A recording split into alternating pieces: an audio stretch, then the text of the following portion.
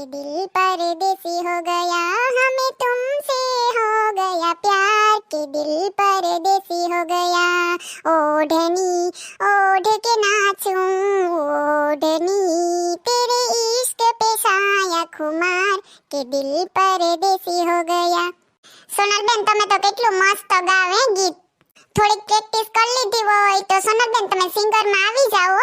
લે શિલ્પાબેન તમે કઈ આવ્યા, મારું તો ધ્યાન નથી. હા લે શિલ્પાબેન જીવતી હું આવું ક્યારેક ક્યારેક ગાઈ લઉં, બીજું હું. અમારા ગામમાં નવરાત્રી થતી ને તો ગરબા બોલવાના હોય ને તો દર વર્ષે હું જ ગરબા બોલવા જાતી. આ તો ગામના હું ગરબા બોલવા જાઉં ને તો ગામના બધાય મને કહે કે સોનલ તું શીખી કે કઈક પ્રેક્ટિસ કર તો તું સિંગર બની જાય, પણ તા તો મારા લગન થઈ ગયા, હું પ્રેક્ટિસ કરે હે. એ સોનલબેન તમારે પ્રેક્ટિસ કરવા અને ગીત શીખવા જવું હોય ને તો આપણી સિટીમાં બહુ બધી એકેડમી ખોલી, તમારે જવું હોય તો જવાય હો. એમાં નેન્સી ભાભી છે ને ઈને હમણાં ચાલુ કર્યું સંગીત શીખવાનું. ઈ જટુકલીને તો હું આવડે તી હાલી નીકળી.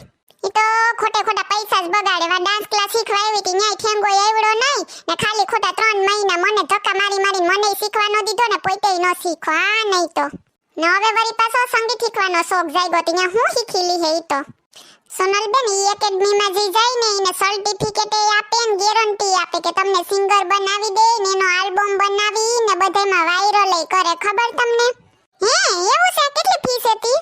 એ મહિનાની 50,000 ફી છે, પણ ગેરંટી આપે તો પછી ફી તો હોય ને.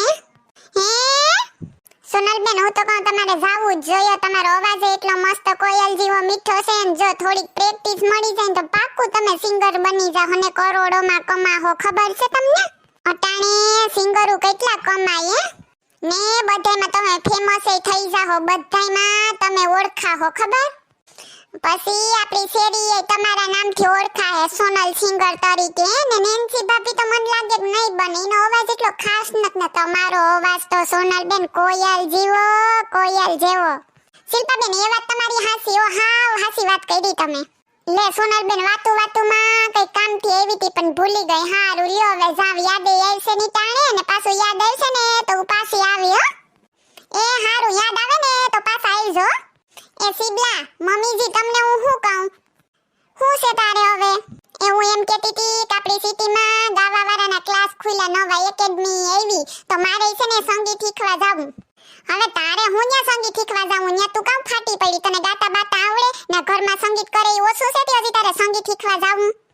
લે બધાય કેવા કે સોનલ તું કેવું હારું બોલે, કેવું હારું બોલે. અમારા ગામમાં ગરબાઈ દર વર્ષે હું જ બોલતી, તમારા ગામનાય બધાય કહેતા કે તારે તો સિંગર બનવાની જરૂર છે. તમને તો કઈ મારી વેલ્યુ જ નથી. કઈક પૂછું તો કે એમ એમ એમ. કઈ એકેડમીમાં તારે જાવું ને ન્યા કેટલી ફી છે? એ સરગમ એકેડમી છે ને 50,000 ફી છે એની મહિનાની, પણ ગેરંટી આપે કે આપણે સિંગર બનાવી જ દઈએ. તને પેલા ખબર છે ને માર મહિનાનો કેટલો પગાર છે? એટલું તો વિચારાય ને તારે જીરી. આ તો 2-5 હજાર હોય તો હજી હઈમ જા, 50,000 વાત ક્યાં ગઈ? ઈ બધાય ખોટાડા હોય, ગેરંટી બેરંટી કઈ નો આપે ને કઈ નો બનીએ ને બધાય ખોટાડા હોય, ખોટાડા. ભૂખ ભેગા કરી દીધી આપણને, આપણે આ હેરખા ખાઈએ બે ટાણે ખાવા દે ની બાપા હીખા વગર સંગીત ને બંગીત ને તું.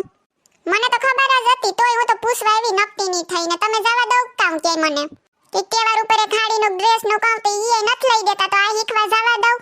મારી કામયાબી તો ક્યાં તમે જોઈ સગો? તું રેવા દે સાની મને કામ કરવા મન 50,000 વાળી થતી જાજા.